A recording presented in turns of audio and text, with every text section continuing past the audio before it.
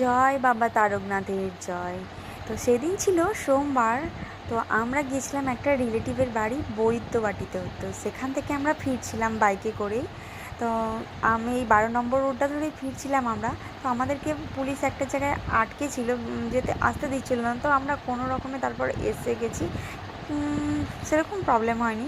তো আমি ওকে বললাম কি, আমাকে নিয়ে চলো না, এই রাস্তা দিয়েই আমি পুণ্যার্থীদের দেখে দেখে যাব। দিয়ে তো তারপর নিয়ে এলো।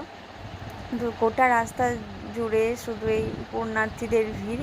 আর কত সুন্দর সুন্দর মানে মূর্তি সিনারি তৈরি করে নিয়ে আসে, মানে বাবার প্রতি কতটা ভালোবাসা এদের।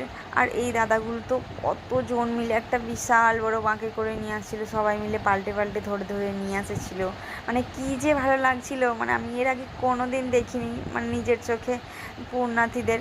আমার তারকেশ্বরেই বাড়ি, কিন্তু তাও আমার ভাগ্যে হয়ে ওঠেনি এবছর, হয়তো আমার দেখা কপালে ছিল। আর এইটা দেখো, কিছু বলার নেই, মানে জাস্ট দারুণ, কতটা ভালোবাসা আর ভক্তি নিয়ে যত্ন করে তৈরি করা এটা, মানে কত সুন্দর। মানে গোপাল পঞ্চমুখী সাপের উপরে। তো আমার এবছর খুব ইচ্ছে ছিল যে গঙ্গা থেকে জল নিয়ে এসে বাবার মাথায় ঢালবো, কিন্তু সেটা আর হয়ে ওঠেনি। ওই যে বাবা না টানলে হয় না, কথায় আছে।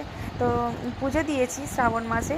আমরা অন্য একটা বাড়ি এসে বাবার মাথায় জল ঢেলেছি, পুজো দিয়েছি, খুব ভালো করেই পুজো দিয়েছি।